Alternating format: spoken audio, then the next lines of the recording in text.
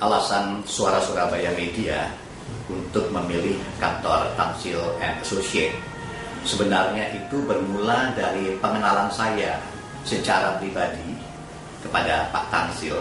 Itu jauh sebelum saya berada di Suara Surabaya Media. Waktu itu saya masih bekerja di percetakan, dan kebetulan percetakan saya menggunakan konsultan Pak Tansil.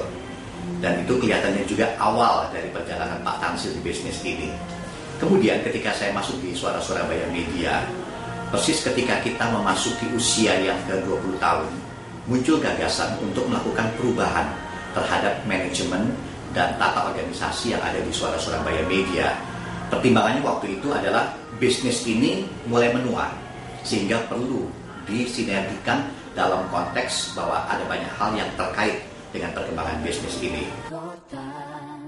Suara Surabaya. Sampai dengan saat ini, Suara Surabaya Media masih menggunakan jasa Tansil & Associate. Ketika harus dikomparasikan dan alasan yang mendasar mengapa Suara Surabaya Media sudah bekerja sama dengan Tansil kurang lebih 1 dekade terakhir ini, itu dikarenakan bahwa kalau dibandingkan dengan konsultan yang lain, ada perbedaan yang mendasar adalah dalam hal yang sifatnya detail. Detail dalam konteks ini adalah bagaimana implementasi itu bisa berjalan dengan lancar dan sesuai yang diharapkan. Sebab ketika saya bekerja sama dengan konsultan yang lain, yang terjadi adalah penambahan wacana dan knowledge. Tetapi bagaimana implementasinya secara manajemen, ini yang tidak mudah. Nah, sementara itu dengan Tansil, kita justru mendapatkan banyak hal yang memudahkan implementasi dari rencana-rencana dan rancangan ke depan. Dan selain itu, bagi saya yang menguntungkan bahwa di luar kesepakatan kerja, kawan-kawan dari Tansil ini ternyata masih melakukan kontak-kontak untuk melakukan follow up. Mereka menanyakan bagaimana implementasinya, pengembangan, bahkan memberikan saran-saran, terutama dengan mengamati Suara Surabaya Media dari luar. Tetapi yang itu bagi saya menjadi nilai tambah atau menjadi nilai lebih, karena dengan demikian apa yang terjadi, yang telah dikerjakan bersama-sama, ternyata sampai dengan saat ini masih terus dipantau. Dan ini memberikan saya gambaran-gambaran yang lebih konkret lagi apa yang seharusnya saya lakukan ke depan. Suara Surabaya Media secara berkala dan konsisten untuk melakukan perubahan-perubahan.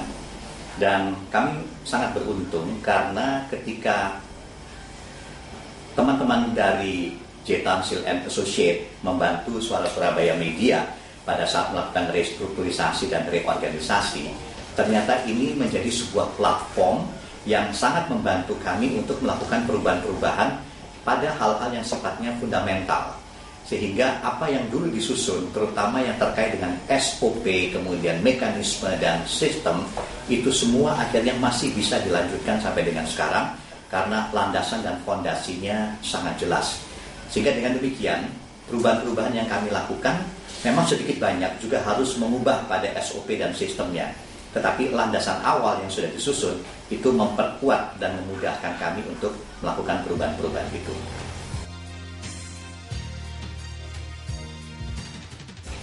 Saya percaya bahwa kantor Tansil & Associate pasti juga sangat memikirkan perubahan-perubahan di dalam konsep industri, manajemen, dan sebagainya. Tetapi saya sebetulnya kepingin titip kepada teman-teman di Tansil & Associate bahwa industri radio sampai dengan saat ini belum memiliki standarisasi yang sangat jelas, terutama di Indonesia. Dan apa yang dilakukan Tansil bersama-sama dengan Suara Surabaya Media, sebenarnya ini bisa menjadikan landasan atau semacam benchmark bahwa seharusnya seperti inilah yang namanya media radio dilakukan.